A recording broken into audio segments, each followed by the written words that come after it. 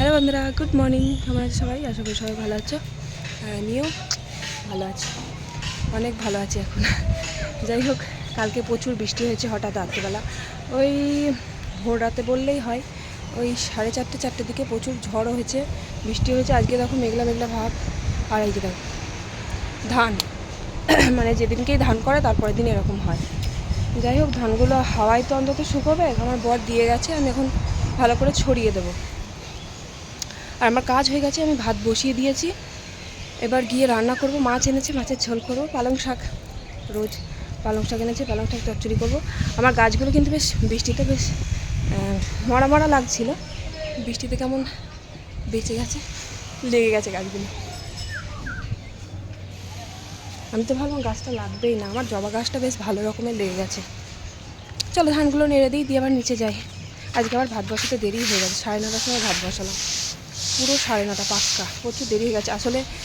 কাজটা সেরে আমি নিচে যাব, সেই সময় গুবলু বললো পটি করব। ওকে পরিষ্কার করাতে করাতে আবার দেরি হয়ে গেল। ভালো করে নেড়ে দিই ধানটা।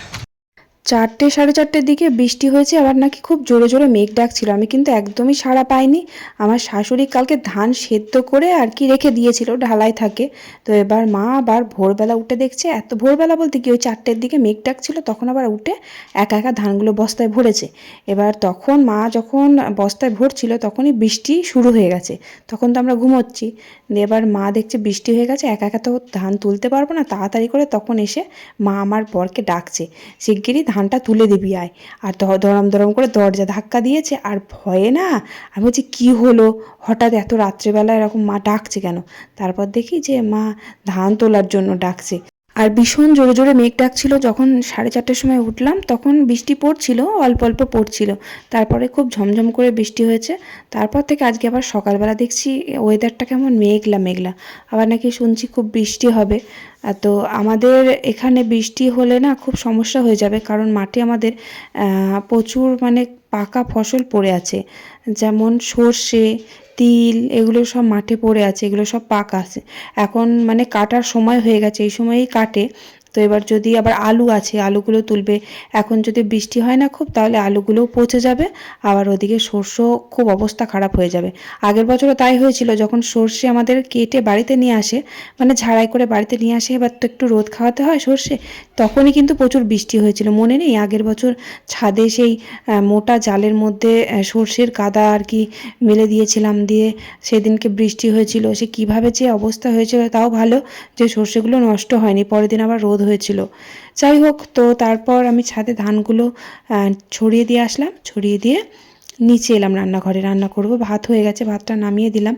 আর ধানটা আমার বর ঢেলে দিয়ে এসছে। এবার দোকানে খদ্দের এসেছিলো বলে ছড়াতে পারিনি, আমাকে বললো ছড়িয়ে দিতে, তাই আমি ছড়িয়ে দিয়ে আসলাম। তা না হলে ধানটা ওই ছড়িয়ে দিত, আমাকে আর ছাদে যেতে হতো না।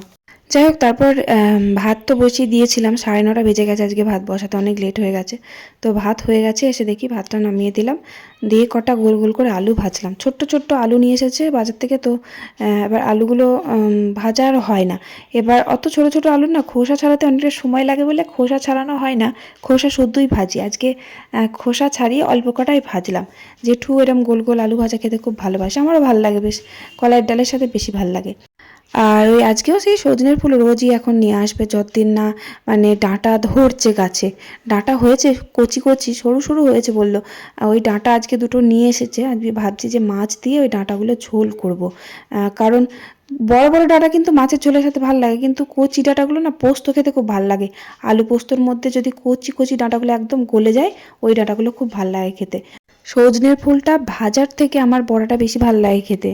ভাজাও করলাম অনেকগুলো ফুল, কি করব ফেলে দেবো, তাই জন্য কটা ভেজে দিলাম বেগুন দিয়ে, আর কটা বড়া করলাম। বড়াটা বেশ খুব মচমচে হয়, তো খুব ভালো লাগে খেতে।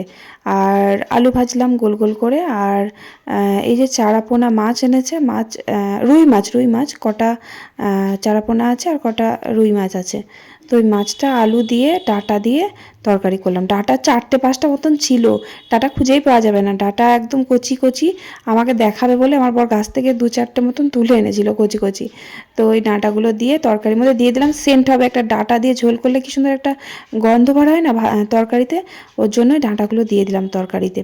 আর এদিকে ছাদে ধানগুলো দেওয়া আছে, রান্না শেষ করে ছাদে ধানগুলো উল্টে পাল্টে দিলাম একটু। আর বেলার দিকে একটু রোদ উঠেছিল, কারণ যদি রোদ না উঠতো না তাহলে আবার আজকে ধান তো জল শুকাতোই না। সকাল থেকে কেমন মেঘমেঘ করছে, ওয়েদার কিন্তু খারাপ, মনে হচ্ছে বৃষ্টি হবে। এখনও কিন্তু আমাদের এখানে ঠান্ডা আছে, এখনও অবধি পাখা চালাতে হয়নি। খুব শীত শীত করে, ভোরবেলার দিকে তো আমার ভালোই শীত লাগে, আবার রাত্রেবেলায় কিন্তু পাখা চালাতে হয় না। বলে ফাল্গুন চৈত্র মাসটাও নাকি একটু হালকা ঠান্ডা থাকে, আমি জানি না। চৈত্র মাসে আগের বছর কিন্তু গায়ে চাদর নিয়ে ঘুমাতে হয়েছিল আগের বার। আমাদের এখানে আগের বার মানে গরমটা পড়েনি বললেই চলে, খুবই কম গরম ছিল। আসলে আগের বছর বৃষ্টিটা বেশি ছিল, সেজন্য গরমটা কম ছিল, মানে গরম হয়তো ছিল কিন্তু বৃষ্টি হয়েছিল বলে ওয়েদারটাকে ঠান্ডা করে দিয়েছিল, অতটা গরম লাগতো না। আর আমাদের ওপরে ঘরগুলো যা গরম, গরমকালে যে কি হবে কে জানে। এবার তো আবার নাকি বলছে গরম নাকি বেশি পড়বে, জানি না কি হবে। যাই হোক, তারপর চান টান করলাম, দিয়ে খাওয়া দাওয়া করে নিলাম। চলো, অনেকদিন তোমাদের নামগুলো নেওয়া হয়নি, তাই ভাবছি আজকে নামগুলো সবার নিই। বিনিতা তালুকদার কমেন্ট করার জন্য thank you so much. Rinku's blog comment করার জন্য thank you so much. Ruma Khatun comment করার জন্য thank you so much. Riya Pandit comment করার জন্য thank you so much. Rashmi Khatun comment করার জন্য থ্যাংক ইউ। আর বিথি মুখার্জি কমেন্ট করার জন্য thank you so much. Nayan Sharma comment করার জন্য thank you so much. Swagata De comment করার জন্য thank you so much. R Sanchari Chatterjee comment করার জন্য thank you so much. Mallika Mondal comment করার জন্য থ্যাংক ইউ সো মাচ। তারপর দেখো কি গন্ডগোল করে ফেলেছি আমি আজকে সন্ধ্যেবেলা। সন্ধে দেওয়ার পর ভাবলাম জেঠু একটা বাজার থেকে পাস্তা এনেছে, এই যে এই প্যাকেটটা দেখছো, এই প্যাকেটটা হচ্ছে যে পাস্তা টাইপের আর কি পাঁপড়। এবার জেঠু আমাকে বলছে যে এক প্যাকেট পাঁপড় এনেছি, ভেজো তো সন্ধ্যাবেলা, অনেক দিন হয়ে গেল, 10-15 দিন হয়ে গেল। তো জেঠুকে আমি বলছি, ও জেঠু এটা তো পাস্তা, এটা তো পাঁপড় না, এটা তো পাস্তা, যেহেতু পাস্তার মতো দেখতে, ভালো করে দেখো পাস্তার মতোই দেখতে খানিকটা। তো এবার আমি জেঠুকে বললাম, জেঠু এগুলো কিন্তু পাস্তা রান্না করে সেদ্ধ করে তারপর রান্না করে খেতে হয় চাউমিনের মতন। বললো কি জানি, তাহলে আমাকে যে বললো পাঁপড় এটা, মানে ঠিক আছে তাহলে আমি একদিন পাস্তা রান্না করে খাওয়াবো। তো এবার অনেক দিন হয়ে গেল, আমি ভাবছি তাহলে জেঠু তো নিয়ে এসেছে জিনিসটা, তাহলে কবে থেকে বলছি করে দেবো, করে দেওয়া হচ্ছে না, করে দিই আজকে পাস্তা রান্না তো আমি করি মাঝে সাঝে, আমার বড় ছেলেকে টিফিনে আগে করে দিতাম না। তো এবার দেখো, তারপর আমি ভাবছি যে পাস্তাটা কেন এরকম গলে যাচ্ছে, আমি তো বুঝতেই পারছি না। আবার 2-4টে মতো যদি রেখে দিতাম তেলে ভাজলে, আমার মনে হচ্ছে এটা পাঁপড়, পাস্তার ডিজাইনেরই পাঁপড়। কি অবস্থা চিন্তা করো, মানে পুরো গলে যাচ্ছে, কেমন যেন একটা হয়ে যাচ্ছে, গায়ে গায়ে লেপটে যাচ্ছে, আঠা আঠা ভাব। পাস্তা কিন্তু যতই সেদ্ধ করো না কেন গলে যাবে না, ঠান্ডা জল ঢাললে আবার সে একটা একটা হয়ে যায়, শক্ত শক্ত হয়ে থাকে পাস্তাটা। কিন্তু এটা কেমন গলা গলা ভাব, আবার ভেঙে যাচ্ছে, আমার তো মাথায় হাত।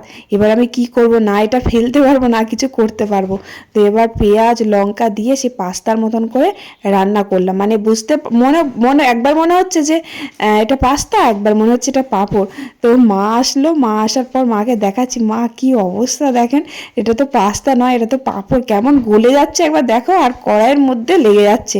এটা মনে হচ্ছে পাস্তার মতো দেখতে ডিজাইনটা, কিন্তু এটা পাঁপড়। আমি যদি মানে বুদ্ধি করে 2-4টে রেখে দিতাম তাহলে তেলে ভাজলে বোঝা যেত এটা কি পাস্তা আদেও নাকি পাঁপড়। আমার তো মনে হচ্ছে এটা পাঁপড়ই। কি অবস্থা করলাম আমি পাঁপড়গুলোকে দিয়ে, এই যে গলে সে একবারে যা তা হয়ে গেছে।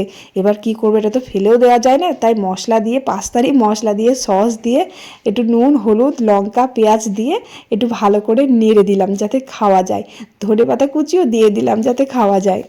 তো জেঠুকে একটু কিছুটা রান্না করে আমি দিয়ে আসলাম, জেঠু খেতে পারবে কি জানি না, তবে আমার ভালোই লাগলো খেতে। একদম গুঁড়ো গুঁড়ো হয়ে গেছে ঠিকই, তবে টেস্টটা কিন্তু খারাপ না, বেশ ভালোই। তো চলো, ব্লগটা এখানে শেষ করি। ভালো লাগলে অবশ্যই লাইক করে কমেন্ট করে দিও। আজকের মতো টাটা, বাই বাই।